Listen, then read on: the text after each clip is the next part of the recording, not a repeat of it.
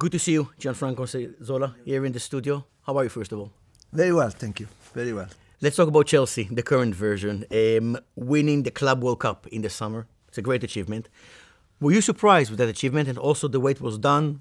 The final against PSG was very impressive. Well, if I tell you I'm not surprised, I would be a liar, of course. Everybody was surprised. Chelsea has been growing recently. They won the European Championship before. But, you know, to go to the World Cup for clubs and win it was something that nobody was thinking, considering also the level of the other teams. They done it, and they done it in style, and they deserve that. And I think it was huge in terms of confidence for the player, for the whole Chelsea squad and team and club. I mean, it made a big difference. Mistake after 4. Calvert-Lewin puts it in.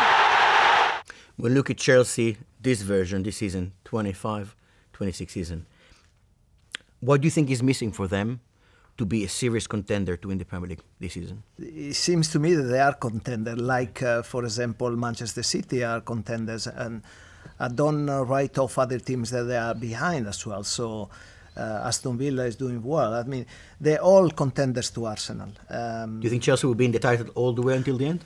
I mean, the indications are those ones. Also because it's a young team that it can improve from what they're doing. They have a lot of energy. They have talent as well. Some talent that they didn't expect to have, like Estevao. So I think there are very promising things. But what the future lies to you, you never know. I mean, it's circumstances, they keep changing. But at the moment, Chelsea is looking very strong. I want to ask you about Cole Paalmer. And a few months ago, I watched the interview you did with him. And we found a little part for that interview. Yeah. Let's watch it again together, first of all. Okay. Press play, please. I will. Who has the better first touch? Who has the silkiest skills, the best skills? Nah, you have better skill. You don't see the goal? The Tottenham one? Did you see the goal where you control the ball, you make a tunnel, you do this, and then you press? No. I go for him. Who has the better card on EAFC? Yeah, you. Yeah, better than you. Yeah. I didn't know that. 87 and 85, I think. Yeah, 87. Yeah, but you're great. I like haven't seen this. Okay. Yeah, okay. So there's more. Yeah, I'm really good. Okay. Who is the best free kick taker? Mine was luck. So no, it's not luck. It's ability, but he needs to practice a little bit more. He promised me that he told me he's gonna take me for dinner if he scores. Next goal he comes after practicing. Who has the best celebration? This.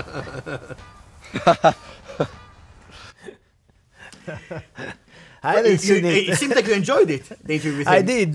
We both enjoyed it. It was fun.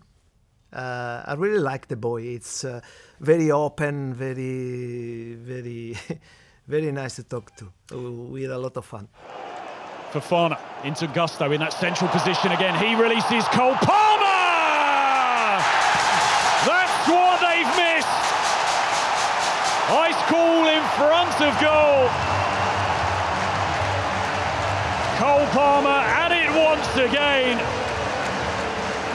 Chelsea 1, Everton 0. What do you think is Cole Paalmer's ceiling? What's the best he can show if he stays fit? The best he can achieve? Well, that is all down to him. I mean, it depends on how willing he is to improve, how willing he is to work hard to get something out, to improve something in his game all the time. I think that is what I noticed in many big champions, is that they're never happy with what they got, but they try always to, do something better. It's something that struck me when I play with the kinds of Maldini, Baresi, unbelievable professionals. They had won everything in football, but every training session they were pushing each other. The work ethic, the commitment. The work ethic, the commitment was unbelievable. So going back to Cole, I think is down to him to find the way to motivate himself to be the best version of himself every day. I know you hear this all the time from many people saying this.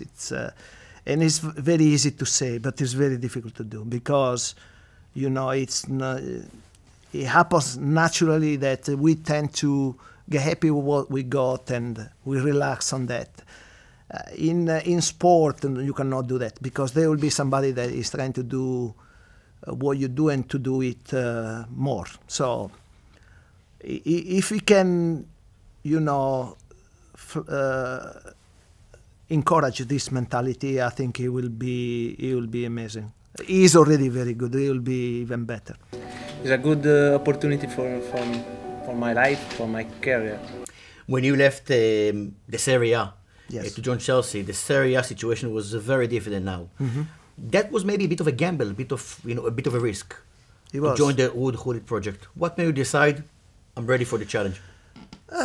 Circumstances. I think one was that things were not going very well for me in Parma at that moment. I needed to have a new experience, and I wanted to have an experience abroad. That was the second one. And the third big one was that, Ruud, Gianluca, and Roberto Di Matteo, Gianluca Vialli were already here, and they kept telling me how good it was to play here. Very much a European feel about Chelsea with Zola. Lovely footwork from him. He dances through! And Manchester United were totally bewildered by G'Franco Zola. Let's talk about your time at Chelsea. If that was the time before they started winning so many trophies and do so well, if you could have changed your arrival at Chelsea, joining the club maybe a few years later, would you have done it? No. Okay. No. I'm happy on my time. I know what you want to say. Maybe I would have come later with Abramovich and win the league and win that. No, I'm happy on my time. We were the ones that they started the process. We had a fantastic time together. I wouldn't change with anything, even if that means that I was going to win the league or the Champions League. I mean, I enjoy my time not only because we won something, but because you established a new. We established something with the other teammates. With the majority of them, we're still friends now. We speak regularly and we like each other. So that is something that has no price, in my opinion. You played with wonderful players, international level, club level. I want to give you a little task to choose, to create your Gianfranco Zola's best six-a-side team.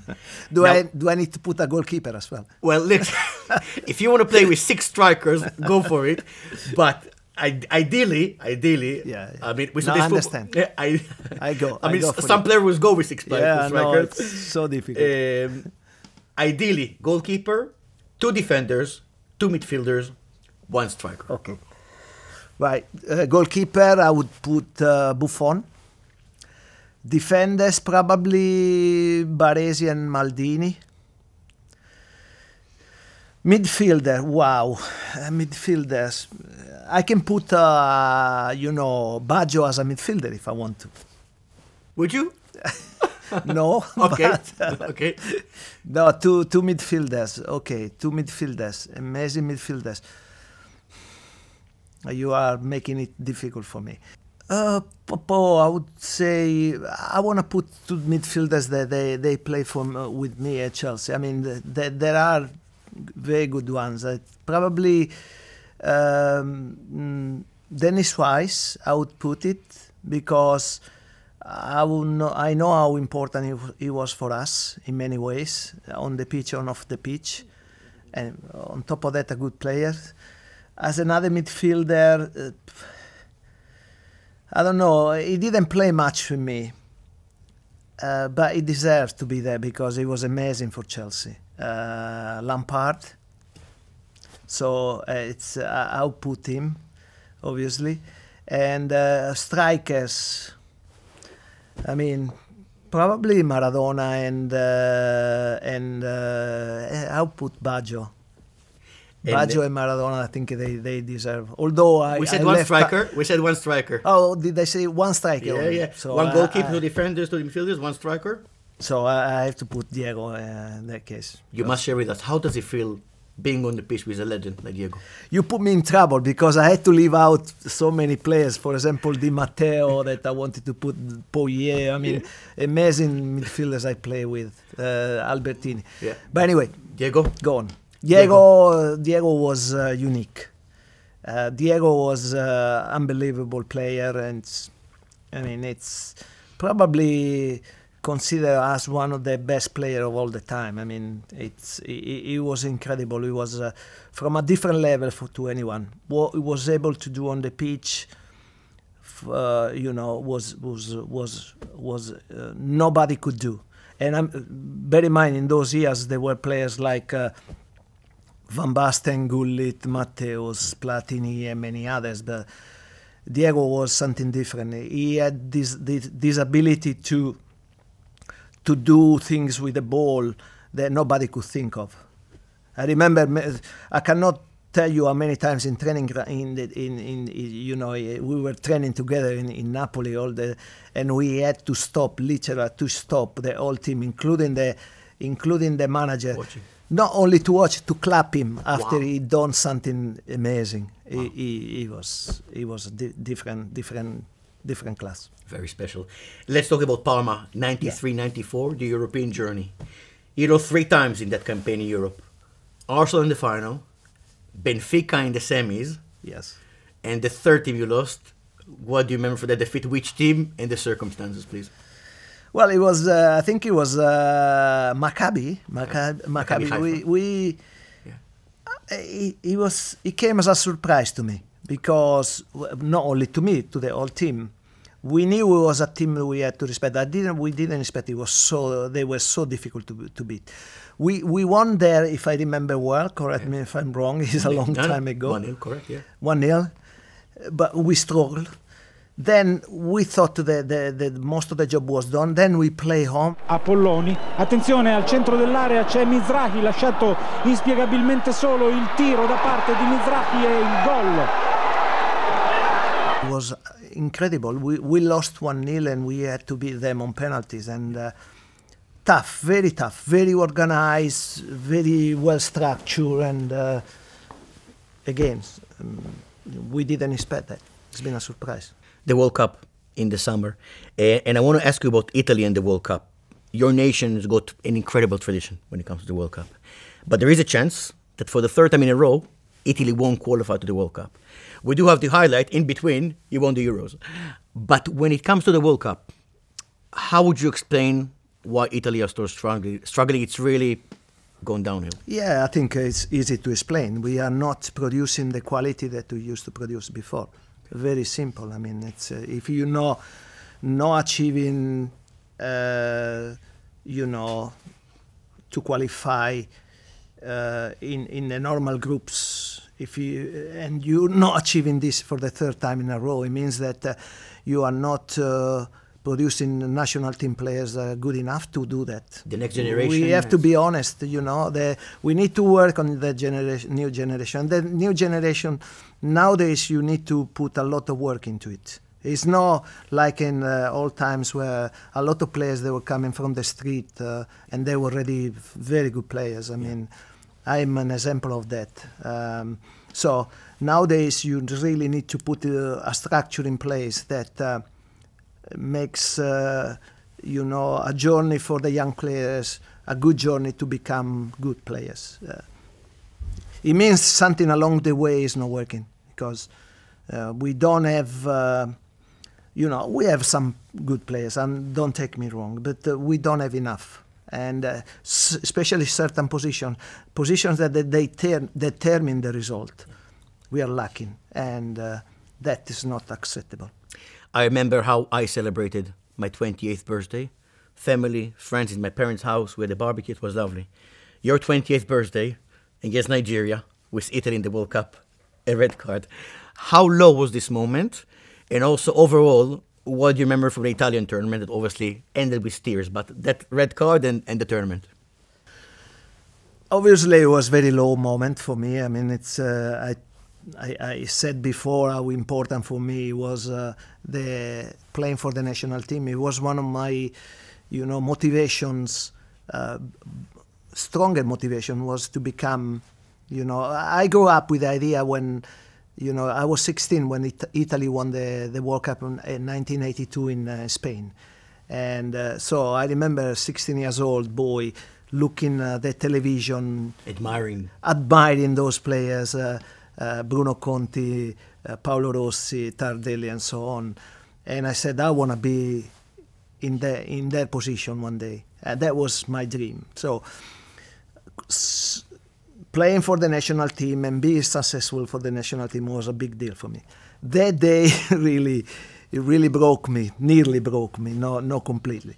But luckily enough, I mean, it's despite that, I knew that every time I had a difficult moment, I knew I was going to react.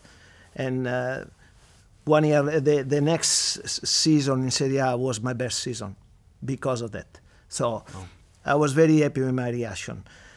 The tournament for Italy, it didn't start very well. We were struggling. We were, in my opinion, the best team in the World Cup.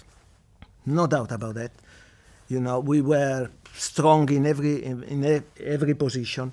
So we didn't start very well. We were struggling, getting the right pace, struggling with the weather a lot. Hot. It was very hot and humid. But somehow we managed to go through. And actually, after we came back from behind against Nigeria, we started to play better. Roberto Baggio started to perform as Roberto Baggio, and the whole situation improved. And we got to the final where we played a strong Brazil. I still believe not as strong as us, but a very strong team with two amazing strikers. We managed to draw the game, although physically we were in trouble. We had a lot. I remember after 15 minutes, we had already 3 or 4 players that were at cramps after 15, 20 minutes.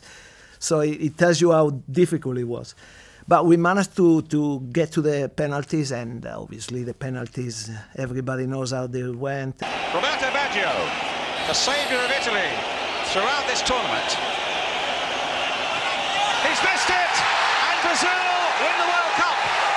Penalties are always painful. They can go well, they can go bad. Is more about keeping calm and the nerves in place rather than ability or whatever. So it didn't work out well for us, and we lost. Quick questions, quick answers. Yes. Who will win the Premier League this season? I don't know. Can I say don't know? Yes, but let's ask me, if you're sitting now, if you have to choose one team, who are you going for? Arsenal looks very strong. Who is the greatest Chelsea player of all time? Oh, we had many. It's very close between Lampard, JT, in different ways, Didier and Hazard. Oof. So if you go for one? If I go for one, I go Lampard. Roberto Baggio or Francesco Totti? Close one. You know what? Roberto was amazing, but I think probably Totti had a little bit more, if I can say that. If I give you a chance to play with one player, yes, as a teammate you never played before, who would you go for and why?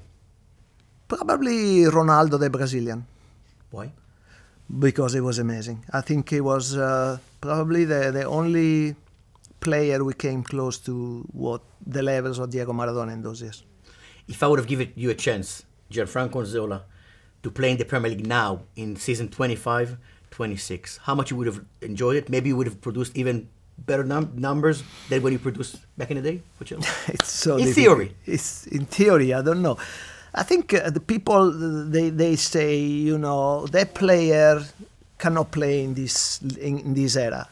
I think big players of the past were good because they found a way to elevate themselves in those years. And I'm sure that those players, they were here, they will find a way to elevate themselves in this era as well. I truly believe in that. So I think this football, it wouldn't be a problem. I mean, it's a time where people with my abilities, they are very much looked after, sought after, if I can say that, because you want the players to have the ball, to take players on, and I think in those qualities, this type of football, they can be winning qualities. Yes or no? Answer, please. Quick one. Are we going to see Italy in the World Cup this summer? Yes. Okay. Pleasure as always. Thanks for your time. My pleasure. Thank you.